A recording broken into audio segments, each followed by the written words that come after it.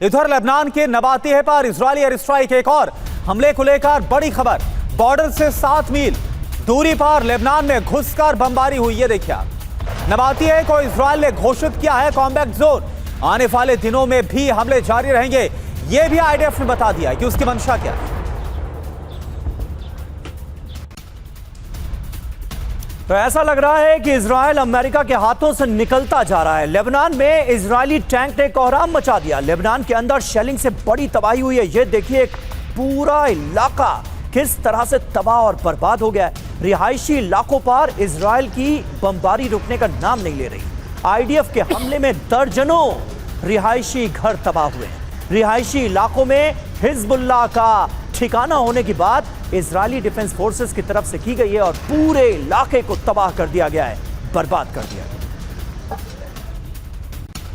और एक और बड़ी खबर, इजरायली हवाई हमले के बाद दक्षिणी लेबनान में तबाही नजर आ रही है। अल नमीरियह कस्बे को निशाना बनाया गया और ये देखिए आप, कई इमारतें तबाह हो गई है, जमींदोज हो गई। हमले के बाद इलाके में भारी नुकसान का ये वीडियो इस वक्त आप देख पा रहे हैं। बड़ी संख्या में लोगों की मौत हुई है। ये देखिए आप, दूर दूर तक तबाही के निशान।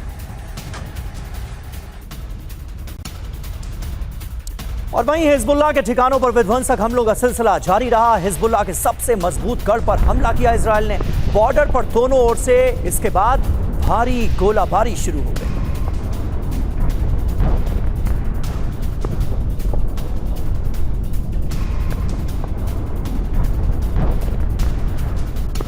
इधर लेबनान पर इजरायल का अभी तक का सबसे बड़ा हमला हुआ है। साउथ लेबनान में हिजबुल्लाह के ठिकानों पर हमला किया गया।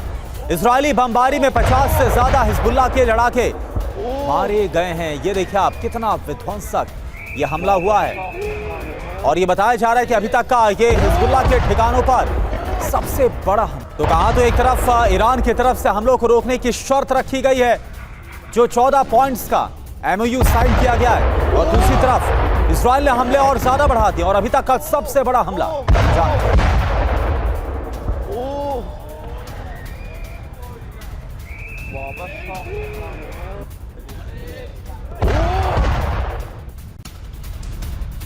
और इस बीच लेबनानी राष्ट्रपति जोसेफ ऑन की ईरान को चेतावनी। लेबनान के आंतरिक मामलों में दखल देना बंद करे ईरान। लेबनान को मोहरा बनाना ईरान बंद करे। अमेरिका से डील के लिए लेबनान का इस्तेमाल हमें नामंजूर है, ये कहा है लेबनान के राष्ट्रपति ने। और दक्षिणी लेबनान से एक और बड़ी खबर, यहां बड़े पैमाने पर पलायन हो रहा है। लोग इलाका खाली करके जा रहे हैं। आईडीएफ की तरफ से लोगों को तुरंत इलाका खाली करने के लिए कहा गया, आदेश दिया गया। घर छोड़कर जाने के लिए लोग मजबूर हो गए। हालात बहुत ज्यादा खराब हैं इस वक्त। सीजफायर टूटने के बाद भारी भगदड़ मच गई है। 12 लाख से ज्यादा लोग विस्थापित हुए हैं अभी तक, ये यूएन की तरफ से कहा गया है एक रिपोर्ट में।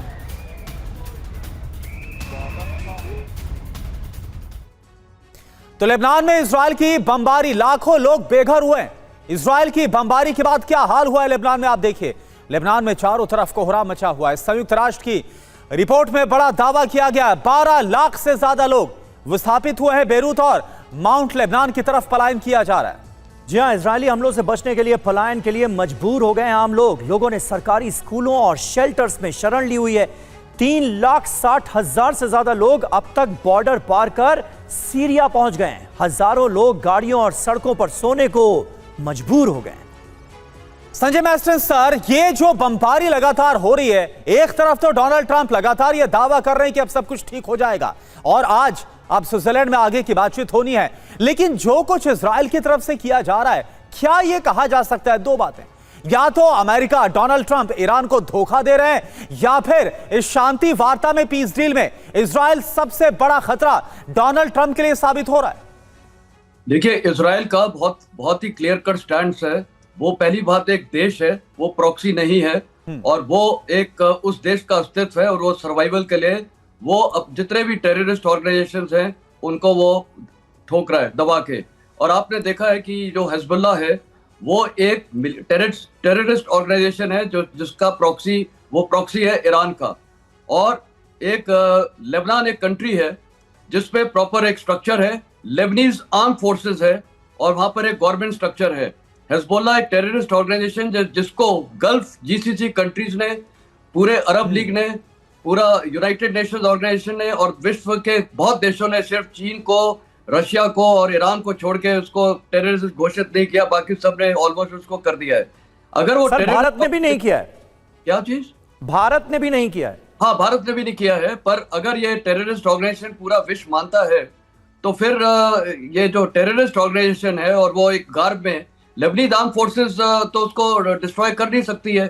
ऑब्वियसली ईरान के ऊपर अगर इतने अटैक्स हो रहे हैं, ये हमास ने भी तो किया ही था, तो क्या वो एक और सेकेंड अटैक चाहेगा कि वो जब ये सीज फायर हो जाएगी और फिर हिजबुल्लाह या हमास फिर से रीग्रुप होकर इजराइल पर अटैक करेगा?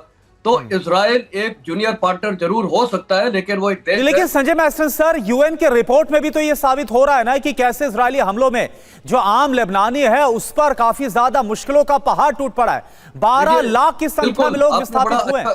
आपने बड़ा अच्छा सवाल उठाया है।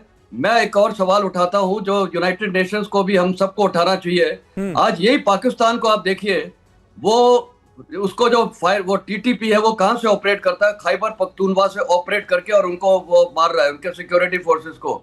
पाकिस्तान किस कैपेसिटी में अफगानिस्तान के ऊपर बॉम्बिंग कर रहा है और वहां पर आपको पता है एक जहां पर वो ड्रग एडिक्ट्स रखे जाते थे उनको मार दिया, इतने बच्चों को मार दिया। ये डबल स्टैंडर्ड्स ये जो पाकिस्तान और ये बाकी विश्व खेल रहा है, और ये जितने भी टेररिस्ट हैं, ये जो हिजबुल्लाह है और हमास, कहाँ छुप रहे हैं? ये सिविलियंस के बीच में छुप रहे हैं।